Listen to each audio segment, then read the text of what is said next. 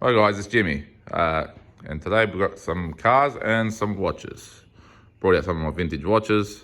So I got my Tudor Submariner from 1967 here, beautiful piece. And I've got my RS here, wheels off, prepping it for a track day. My tyre guy was meant to do this, but he rang up asking if I could just bring the wheels in. And now after taking the wheels off, I know why. He doesn't want that extra work of dealing with the center locks, because you do need a big torque wrench to when you while taking them off and putting them back on. So I did it myself. It's all up on jack stands. Wheels are off over here. Wasn't much fun, but it's good to learn these things. Had to go to Porsche to get some of this special paste here, which is more or less just looks like a anti-seize graphite grease stuff. But I thought I'd better get the correct one because it does get temperature. You know, they heat up a lot on track. That pretty much goes on the thread back there and on the back of the center lock, so that I guess it doesn't bind up with the rim, and so that you can remove it next time. Interesting learning about these. So when you're tightening them, they ratchet, and then the locker won't go back. So when you put the socket on, it pushes this spline in, and then that unlocks it to go back. So that's a good function. So when you take them right off, you got to clean out all the excess paste in there, which is pretty messy, and off the rims, and then you'll reapply it carefully when putting the wheels back on. All come apart nice, all clean, everything. The center caps just have a little pick. You stick in that little groove there to pull the center cap out.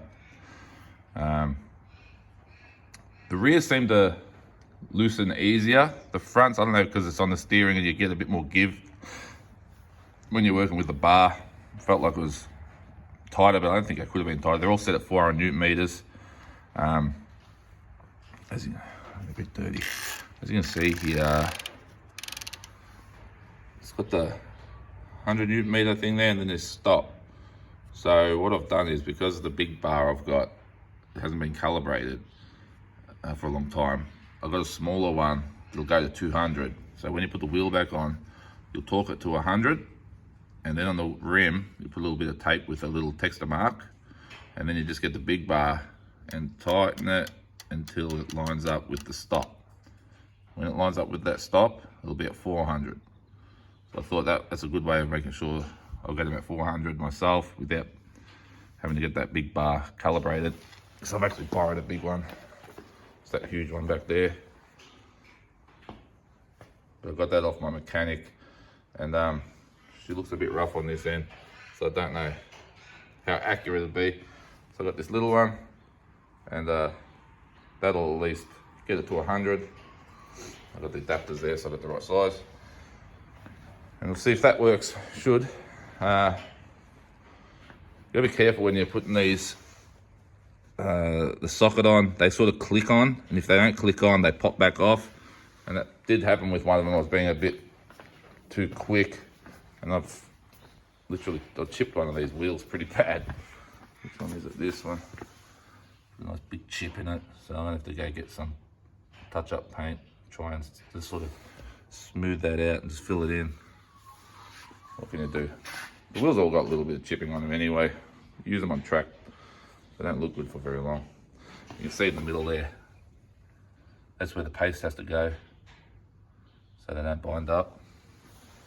But yeah, these center locks, as cool as they look, I get it for race cars, but for cars that are sort of road going and used on track, Jesus Christ, they're a finicky thing. I don't know. It's a bit of work mucking around.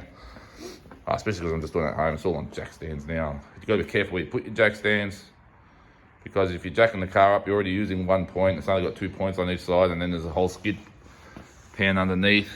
So there's not a lot of places. I don't know if that's showing much, but so I've done a bit of, just put them in places that are safe, that will take weight without bending anything. Pretty cool having this wheel off though. You see where the knacker duct up here feeds the air straight into that tube there to cool your brakes. And seems to work good because you just don't get any brake fade with this car, that's for sure. I've had a race alignment done, not a track alignment done on this car. So it's all shimmed from the bottom to give it camber, because these are set for road. They really don't have any camber, and you suffer a lot of understeer on track. So it's had a track alignment with a oh look, there's a lot involved in it. It's quite a technical alignment. I'm not going to go through it all. Suspension height's been left the same, but just basically it's got about 2 degrees on the front. To go more, we have to actually change, I think, the control arms or something there. The back, I can't remember how many degrees it's got, but then also the towing, like the toe on this is set slightly out on the front and in on the back, with the help with rotation. And I've only driven Phillip Island a couple of times, but now that I'm learning my tyre pressures and I'm getting a new fresh set of tyres on there.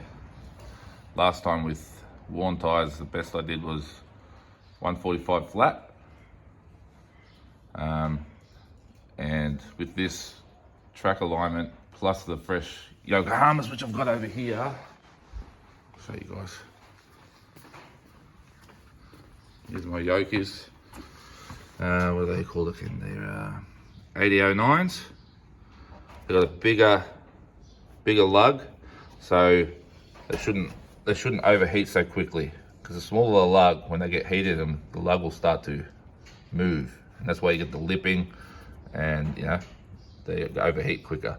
Hoping these are better than the tyres that were on there, which had Dunlops on there, which I was happy with. They were good tyres.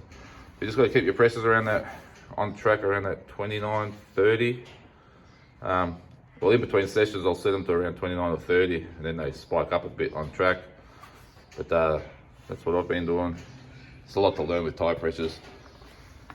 So those tyres are going to go on, and hopefully I can shave off 2 seconds. Any more than that would be just a bonus. But yeah, so that's what's going on here. And